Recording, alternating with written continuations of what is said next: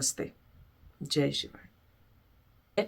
कि गुरु होगा तो वो आपको पढ़ाएगा नहीं, उससे कोई मतलब नहीं है, आपको पढ़ाएगा नहीं। वो ज्ञान जो है, ज्ञान देने का रास्ता गुरु का ये नहीं होता कि आप ये ग्रंथ पढ़ लो, ये शास्त्र पढ़ लो, ये पढ़ लो, वो पढ़ लो। वो संसारी लोगों को थोड़ा बहुत बता सकते हैं कि भाई अपना बैठ के मोबाइल पे टाइम वेस्ट कर रहे हो, या अपना टीवी देख रहे हो, या फालतू की कुछ चीजें कर रहे हो लाइफ के अंदर, तो जाओ जाके कुछ स्वाध्याय कर लो, कुछ अच्छा पढ़ोगे, गीता पढ़ोगे, योग वशिष्ठ पढ़ोगे, महाभारत पढ़ो, कुछ पढ़ो, कुछ रामायण पढ़ोगे, कुछ पढ़ोगे तो तुम्हारे अंदर कुछ तो, तुम्हारे समय का कुछ तो सदुपयोग होगा। तो उस दृष्टि से कह दिया जाए किसी को कि जाके पढ़ लो, वो एक अलग बात है। लेकिन उनका मेन पर्पस गुरु का ज्ञान देने का तरीका क्या होता है? सबसे पहले तो आपको ज्ञान को धारण करने लायक बनाना। ज्ञान को धारण करने लायक जो आत्मा पे चढ़ा आवरण है, उसको दूर करने के लिए जिस ज्ञान की आवश्यकता पड़ती है, उसको धारण करने लायक आप सिर्फ और सिर्फ अष्टांग योग के मार्ग से ही बनते हैं। प्रत्याहार सिखाता है गुरु, आपको क्रियाएं देता है जिससे आप प्रत्याहार सीख सको। आपको गुरु क्रियाएं देता है, इस तरह की चीजें, इस तरह की साधनाएं देता है कि आप जो है वो बिल्कुल ध्यानी बन सको, ध्यान में, गहरे ध्यान में उतर सको, ध्यान लगाना सीख सको। ध्यान लगाना सीख जाओगे, गहरा ध्यान लगाना सीख जाओगे, तो अपने अंदर के गुरु तत्व को जगाना सीख जाओगे। जो ज्ञान होता है योग का में, समाधि में, ध्यान में, गहरे ध्यान में, वो अंदर से उपजता है। अंदर से आने का मतलब क्या होता है? टेक्निकली अगर समझे हम उस बात को, कि आपकी विज्ञानमय कोश, जिसका आपको डायरेक्ट परसेप्शन, या हिंदी में बोले तो दर्शन नहीं था, आपको डायरेक्ट परसेप्शन नहीं था, दर्शन नहीं था, उसका दर्शन करने के योग्य हो जाते हो आप। तो अब जो भी ज्ञान आपके अंदर से जागता है या आता है, वो सत्य होता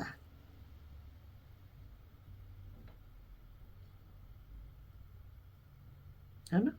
तो इसलिए गुरु बहुत ज्यादा, ना तो वो खुद ही पढ़े होते हैं, अगर वो क्रिया मार्ग के हैं और भक्ति मार्ग के हैं, और जो है उस मार्ग के हैं, क्या बोलते हैं, कर्म मार्ग के गुरु हैं, से बने हुए गुरु हैं, या उनसे समाधि प्राप्त, इन 3 मार्गों से समाधि प्राप्त जो लोग आए हैं, वो जरूरी नहीं है। और एक्चुअली तो कोई अगर ज्ञान मार्ग से भी गुरु हो जाते हैं, जितने भी हमारे गुरु हो जाते हैं, वो भी पढ़ाने पे आपको इतना जोर नहीं देते, वो साधना पे जोर देते हैं आपको।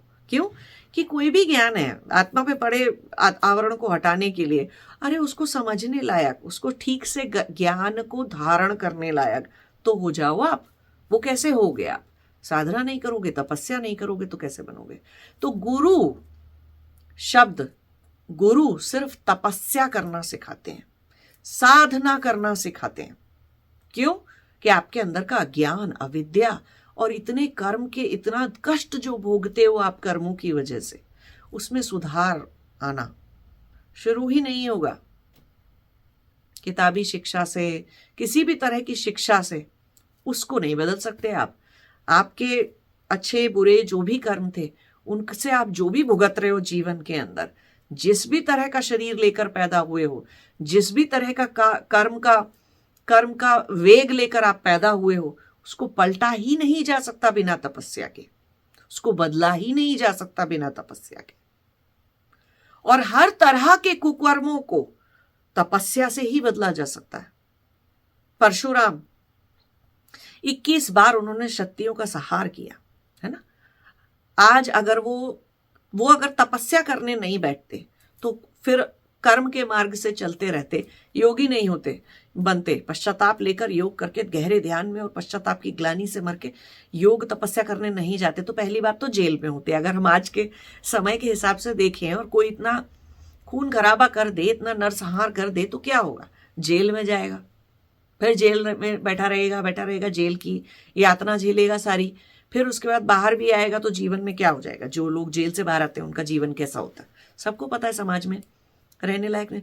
फिर और एक जन्म लगेंगे, फिर अंदर से वृत्ति जागेगी कि अच्छा ये लोग जो मार रहे हैं मैं इनको मारूं, फिर से वही वृत्ति जागेगी। तो बदल तो नहीं सकते, कितने ही जन्म निकाल लो, कर्म पे कर्म भुगतते चले जाओ। वो रास्ता, कर्म मार्ग का रास्ता से योग पे जाने का मार्ग का रास्ता बहुत लंबा है और उसमें बहुत कष्ट है, हर कोई इतना नहीं झेल सकता।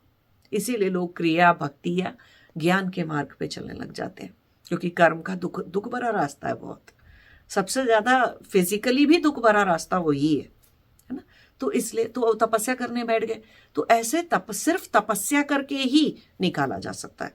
अब बात आती है कि आपने जितने भी समाधि लगाए हुए गुरुओं को देखा होगा, है ना, वो गुरु आपने देखा होगा कि अक्सर बोलते हैं कि कोई भी चीज उनका गुरु हो जाती है, प्रकृति उनका गुरु हो जाती है। जैसे दत्तात्रेय, गुरु दत्तात्रेय बोलते थे कि वो 24 चीजें, कोई उसमें कीट पतंगे भी थे, भंवरा भी था, और कोई तो पता नहीं पशु पक्षी भी थे, और बादल भी थे, और कुछ चीजें थी, प्रकृति और पशु पक्षी। उन्होंने कहा ऐसे मेरे जो भी उन्होंने नंबर दिया है मुझे ठीक से याद नहीं है, 24, 27 कुछ तो ऐसा था, इतने मेरे गुरु थे। गुरु दत्तात्रेय ने बोला ना, तो वो क्यों कह रहे हैं? अभी हम आज कहें कि आचार्य, ये कीड़ा आपका आचार्य है तो आप मानोगे? नहीं। काम चलेगा उससे? शिक्षा ले पाओगे? नहीं, हो ही नहीं सकता, पॉसिबल ही नहीं है। लेकिन हम उसको गुरु मान सकते हैं, आचार्य नहीं मान सकते, हम गुरु मान सकते। क्यों मान सकते हैं? कि जब कोई एक व्यक्ति धारणा और ध्यान में रहने लग जाता है, 24 घंटे उसका ध्यान लगा रहता है, फिर चाहे उसका शरीर कुछ भी करता रहे, है ना, ध्यान चित्त की अवस्था, शरीर की थोड़ी है। तो फिर वो व्यक्ति जंगल में जा रहा है, जैसे गुरु दत्तात्रेय जा रहे हैं, या कोई भी जा रहा है, या कुछ भी है, अब वो जो है, अब सारा टाइम ध्यान और धारणा जब एक चीज पे लगी रहती है, तो आप ना एक बहुत बड़े उसके रिसीवर के जैसे हो जाते हो।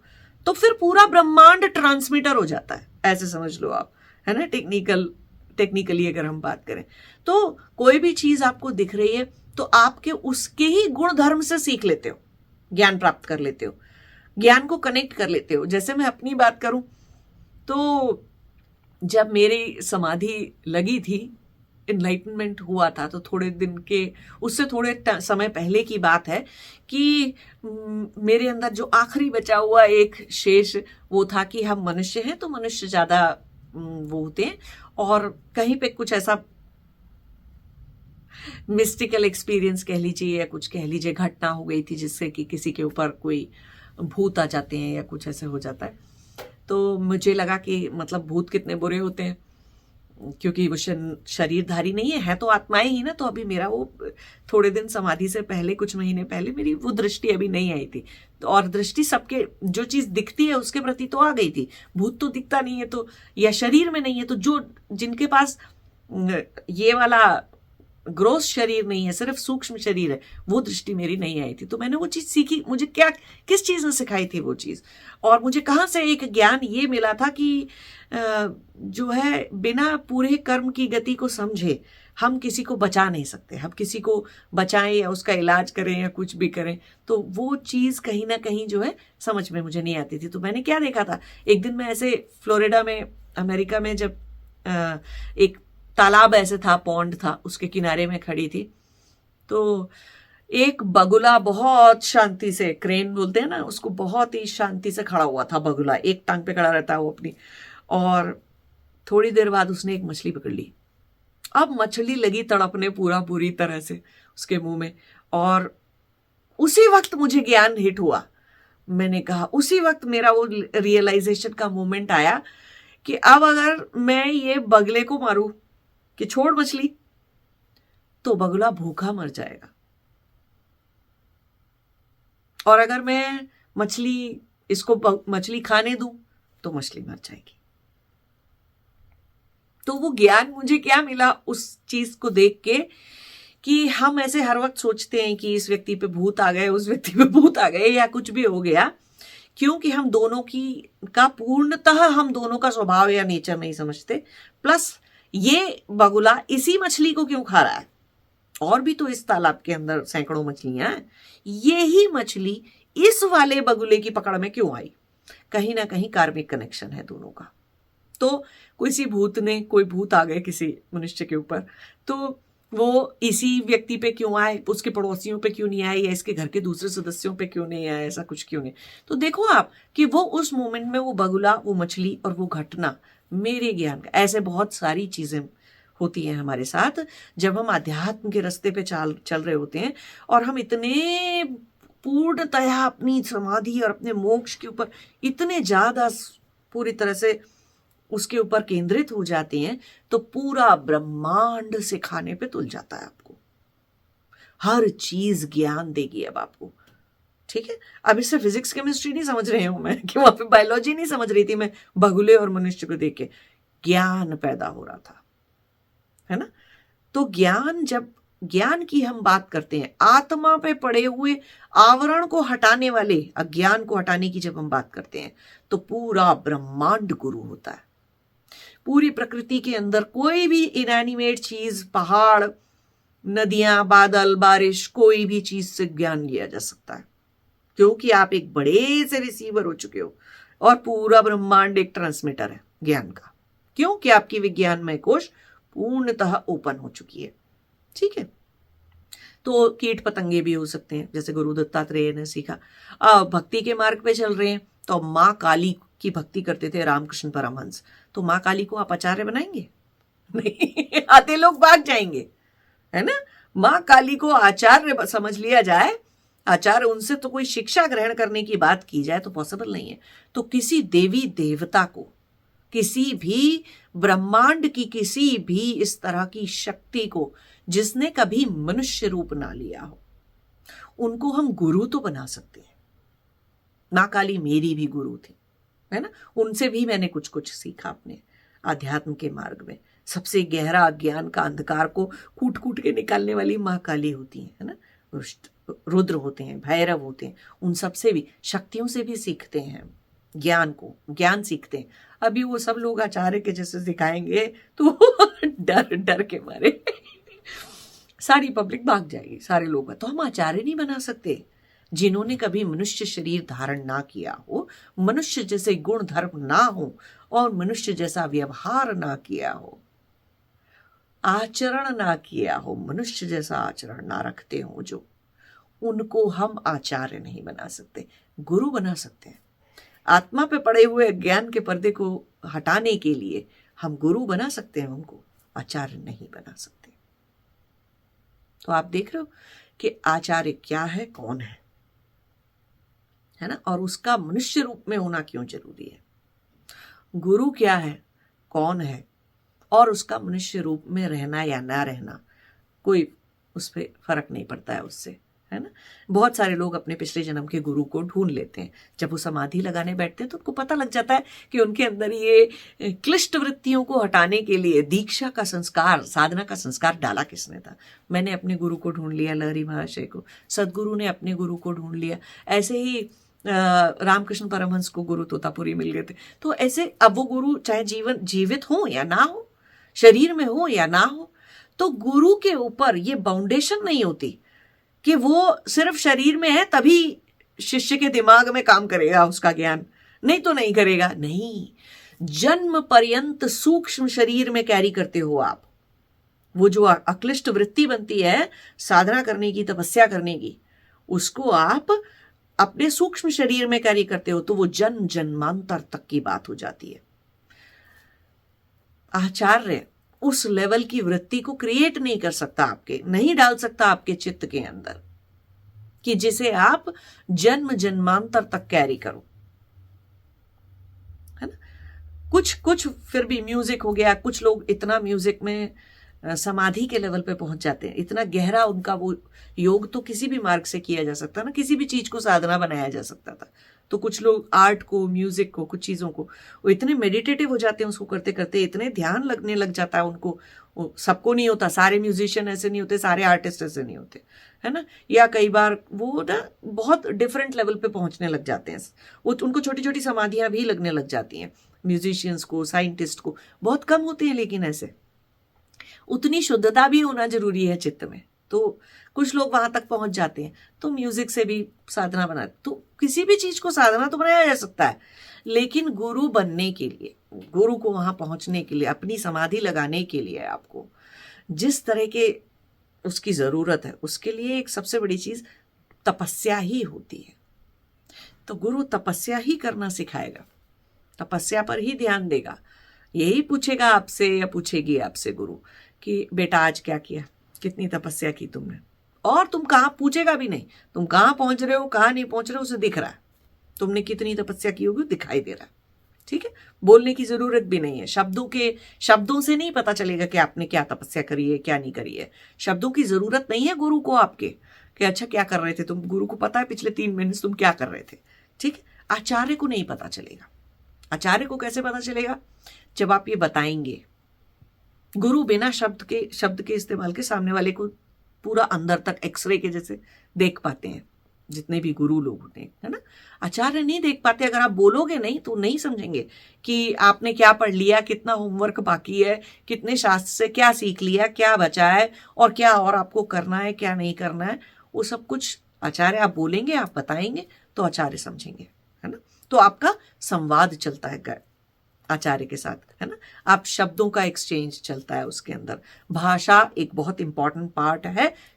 भाषा, ग्रामर, सही तरीके से बात को कह पाना, रख पाना, वो आचार्यों के साथ का बीच के लेन देन के लिए बहुत जरूरी इंपॉर्टेंट चीज है। गुरु उल्टा कर रहा है आपको, कह रहा है भूल जाओ सारी भाषाएं, चुपचाप तपस्या करो, शांत हो जाओ, मौन हो जाओ, मौन की तरफ जाओ, साइलेंस की भाषा समझना सीखो।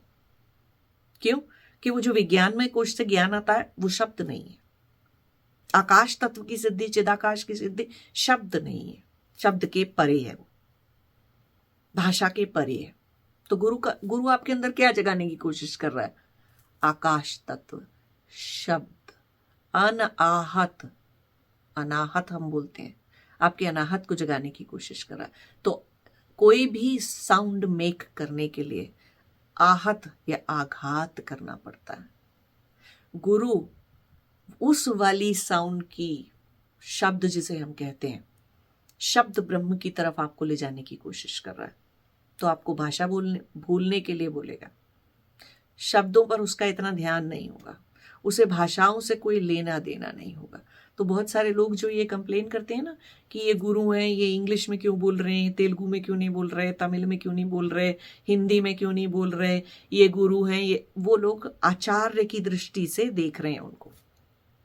गुरु तो किसी भाषा में बोले तो भी ठीक, ना बोले तो भी ठीक। वो शब्द नहीं सिखा रहा, भाषा नहीं सिखा रहा। गुरु आचार्य नहीं है। उसे आपको समझने के लिए भाषाओं की जरूरत नहीं है।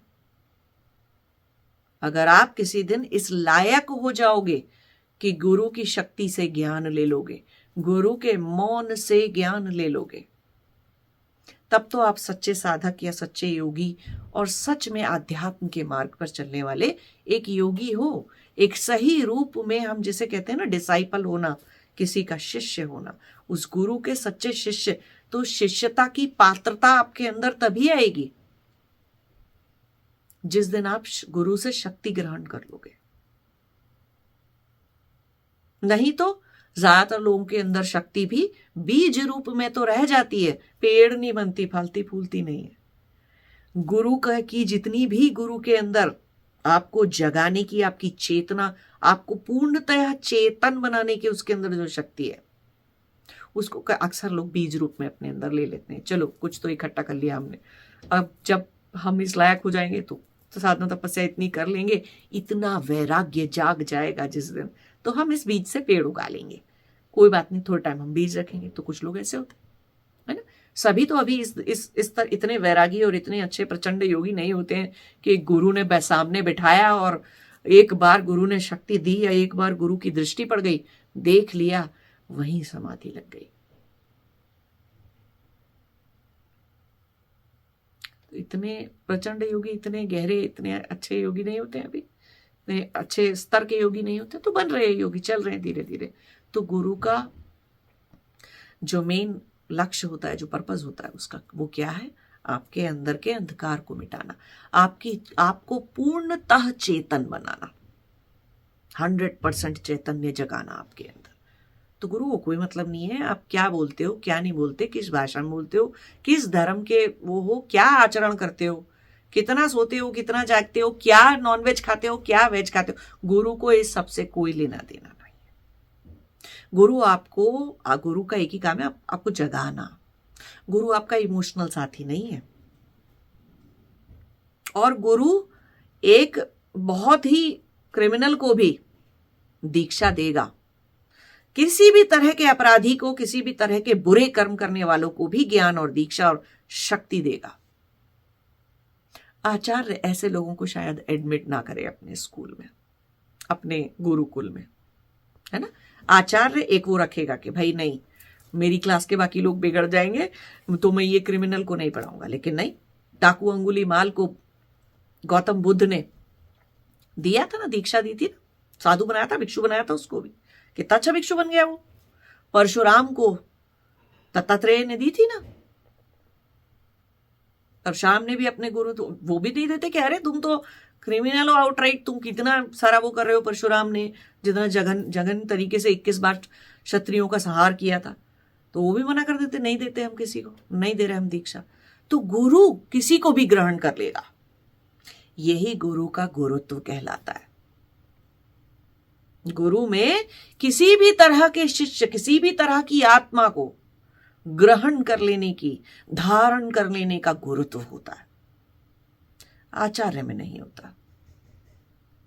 प्रोस्टिट्यूट को भी गुरु दीक्षा देते हैं। किसी भी तरह के जीवनचर्या या जीवन के पालन करने वाले, किसी भी तरह का आचरण रखने वाले, किसी भी तरह के लोगों को दीक्षा, ज्ञान और आत्मा पे पड़े हुए संस्कार को मिटाने की दीक्षा सिर्फ गुरु दे सकता है, आचार्य नहीं। आम्रपाली भगवान बुद्ध के पास, गौतम बुद्ध के पास दीक्षा लेने आई थी ना, उसको भी भिक्षु बनाया था। ऐसे कितने सारे लोग मेरे पास भी आते हैं, ऐसे ही कितने सारे जेल में और प्रिजन में जाकर भी हम लोग पढ़ाते हैं, मतलब ज्ञान और शक्ति देके आते हैं कि भाई ये लोग सिर्फ अपना ये जन्म ना सुधारे, अगले आने वाले कई जन्म सुधार लें। सिर्फ इस जन्म में ही एक क्राइम कर करके समाज को परेशान किया, अगली बार आएंगे तो वृत्तियां तो सेम रहेंगी ना, तो दूसरी बार आएंगे तो कम से कम ये सब ना करें और समाज में विकृति ना फैलाएं। समाज में विकृति को रोकना है तो सिर्फ आचार्यों से काम नहीं होता, किसी को जगाना पड़ेगा, बदलना पड़ेगा। इस जन्म में एक क्रिमिनल, आज कई बार ऐसा हो जाता है, लोग बोलते हैं कि हाँ पुनर्जन्म पे आप विश्वास तो करते हो, लेकिन या समझते तो हो टेक्निकली या शाब्दिक रूप से तो पुनर्जन्म को समझते हो, लेकिन बहुत सारे लोग रीबर्थ को या पुनर्जन्म को इस दृष्टि से नहीं समझते कि मान लीजिए आज एक आतंकवादी था, ठीक है, उससे और एक तरफ एक आतंकवादी था और दूसरी तरफ क्या बोलते हैं, एक आर्मी या सोल्जर है, तो उस सोल्जर ने आज उस आतंकवादी को उस पे जो है बॉर्डर पे मार दिया, क्योंकि वो आतंकवाद फैला रहा था। अब शरीर तो मार दिया आपने, है ना, अभी वो आत्मा के अंदर जितना आतंक बाकी है, उसकी आत्मा ज्ञान की जो उसके अंदर जो वृत्तियां बाकी हैं, वो तो बदली ही नहीं। तो ठीक है, अब मान लीजिए हम ऐसे कहा, एक इमेजिनरी एक सिचुएशन चला रहे हैं, लेकिन वो रियल लाइफ में वही ऐसे ही होता है। अब मान लीजिए उस सोल्जर का बेटा, वो भी सोल्जर बन गया, पता चला वो भी उधर, वो जो आतंकवादी मर गया था वो दोबारा जन्म लेके आ गया जल्दी से, फिर उसको फिर मार रहा है वो, अब उसका बेटा मार रहा है उसको। पता चला 7 पुश्तों तक एक सोल्जर के घर से निकलने वाले सारे सोल्जर उस एक ही आतंकवादी को, जो बार बार जन्म लेके और इतने दुष्ट कर्म किए चला जा रहा है, मारे जा रहा है। तो कैसे बदलेंगे समाज को, कैसे आगे कैसे ले जाएंगे? सिर्फ गुरु ही है जो किसी भी तरह के व्यक्ति से ना तो डरता है, कुछ कोई भय नहीं होता किसी चीज का, ना ही उसे कोई खरीद सकता है कि मोक्ष खरीद लो तुम, या ज्ञान खरीद लो, या शक्ति खरीद लो, पॉसिबल नहीं है। कोई भी पैसा या कोई भी चीज का एक्सचेंज गुरु और शिष्य के बीच में अगर होता है तो ठीक है, थोड़ा सा एनर्जी और आपके पुण्य ना खत्म हो जाए, इस वजह से किया जाता है। इस वजह से नहीं कि जो है आपने शक्ति खरीद ली गुरु से, या दीक्षा खरीद ली, आप खरीद ली तो आप यूज ही कर लोगे, नहीं, ऐसा नहीं होता। वो आपकी एक डिफरेंट पात्रता के लिए है ना। और गुरु किसी भी आचरण, व्यवहार या किसी भी तरह के लोगों को शक्ति, दीक्षा, ज्ञान दे सकते हैं। और ये चीज गुरु शब्द में गुरुत्व की भी बात आती है ना। सिर्फ गु और रू से वो अंधकार को दूर करने वाली बात नहीं आती, गुरुत्व की भी बात आती। गुरु का गुरुत्व किसमें है किसी भी तरह के दुनिया के प्राणी को। हाँ, कई बार वो भी आ जाते हैं जो लोग शरीरधारी नहीं होते हैं लेकिन अच्छी आत्मा होते हैं, बहुत अच्छी आत्मा, तपस्वी की आत्मा होते हैं। थोड़ी बहुत तपस्या उनकी रह गई होती है, थोड़े से पुश की जरूरत होती है, थोड़ी सी शक्ति की जरूरत होती है, या थोड़ी से तेज की जरूरत होती है उनको, है ना। तो वो किससे लेते हैं? वो सिर्फ और सिर्फ समाधि प्राप्त गुरु से लेते हैं, से ले सकते हैं। तो ऐसे बहुत सारे, आप उनको सेलेस्टियल बीइंग्स बोल दो या बिना शरीरधारी आत्माएं बोल दो, जो बोलना है बोलो, जिस भी शब्द का प्रयोग करना है, लेकिन ऐसे लोग भी आ जाते हैं तो ऐसे उनको भी देते हैं। तो ऐसा गुरु के लिए गुरु शरीर के पार देख सकता है, आपको आपके चित्त के पार देखता है, एक आत्मा की तरह से देखता है। इसीलिए गुरु का गुरुत्व होता है, गुरु में गुरुत्व है, भार है ना, ग्रहण करने की इतना सारा भार, इतना भारी भार झेल जाने की गुरु के अंदर क्षमता है। वो क्षमता आचार्य में होती है नहीं। कोई क्रिमिनल आया, आचार्य उसको भगा देगा, खबरदारी आया दोबारा से, है। कोई ऐसी चीज जगह का वो आ जाए तो आचार्य उसको पढ़ा पाएगा? नहीं। बिना अपने मन में किसी भाव को जगाए, किसी प्रतिक्रिया, किसी रिएक्शन को जगाए उसको शिक्षा दे पाएगा? पॉसिबल नहीं है। बहुत कम आचार्य ऐसे होंगे, फिर वो वही होंगे जो खुद भी योग तपस्या के रास्ते पर चल रहे होंगे। तो आदरवश, सम्मानवश किसी को भी गुरु कह देना वो एक अलग बात है ना। लेकिन गुरु शब्द के पीछे और गुरु के सही अर्थ के पीछे ये अज्ञान रखना जो है, ऐसी अवधारणाएं रखना या ऐसी चीजें रखना, ये सब अज्ञानवश है कि आचार्य सिर्फ आचार्य ही गुरु बन सकते हैं, या जैसे कि सिर्फ जो ज्ञान मार्ग से आए हैं योगी वो उनको ही गुरु बनने का अधिकार है। नहीं, परमहंस भी गुरु थे, कर्म मार्ग के भगवान कृष्ण भी गुरु थे, बहुत सारे लोग कर्म मार्ग के गुरु होते हैं, से गुरु बन जाते हैं। तो गुरु वही है जिसको समाधि लग गई, है ना, जिसने समाधि प्राप्त कर चुका, जो सिर्फ वही गुरु है। और उन्हीं के अंदर का गुरुत्व इतना गहरा, इतना बड़ा और इतना विशाल होता है कि वो छुपा नहीं रहता, वो उस चीज को वो ढका नहीं जा सकता, बहुत समय तक छुपाया नहीं जा सकता। मतलब उसको कोई इतना चुपचाप गुरुगिरी नहीं कर सकते हैं चुपचाप साइलेंटली, मौन से भी, मौनी बाबा भी बहुत बड़े बड़े गुरु हो जाते हैं, मौन धारण, जो सिर्फ मौन से ही शिक्षा देते हैं, ऐसे भी गुरु हो जाते हैं। तो समझिए इन सब बातों को, और इस अवधारणा को के पीछे का जो अज्ञान है उसको पहचानिए। और ऐसा मत सोचिए कि समाधि सिर्फ उन्हीं की लगेगी, गुरु सिर्फ वही बनेंगे जिन्होंने पहले ढेर सारे धर्मशास्त्रों का अध्ययन किया हो।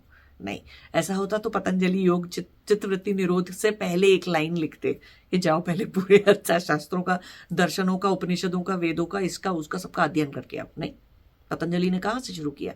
साधना पद कहाँ से शुरू होता है? योग सूत्रास में चुपचाप बैठो और समाधि धारणा और ध्यान लगाने बैठो, है ना, वहीं से शुरू होता है वो। और वो मानते हैं कि उससे पहले तुमने ये यम, नियम, आसन, प्राणायाम, प्रत्याहार, ये 5 कर लिए होंगे, तो आज अब स्टार्ट करो धारणा, ध्यान, समाधि, तब तो इस जन्म में कुछ हो सकता है, नहीं तो नहीं हो सकता। तो अज्ञान को, अंधकार को, जो गुरु जिस अंधकार को दूर करता है, पहले वो अंधकार पहचानिए, वो आत्मा पे पड़े हुए आवरण को पहचानिए, तब आपको ये आचार्य और गुरु का भेद, अंधकार और रोशनी का भेद, और शिक्षा और विद्या का भेद, ये सारे भेद क्लियर हो जाएंगे आपको। ठीक है, नमस्ते, जय शिव।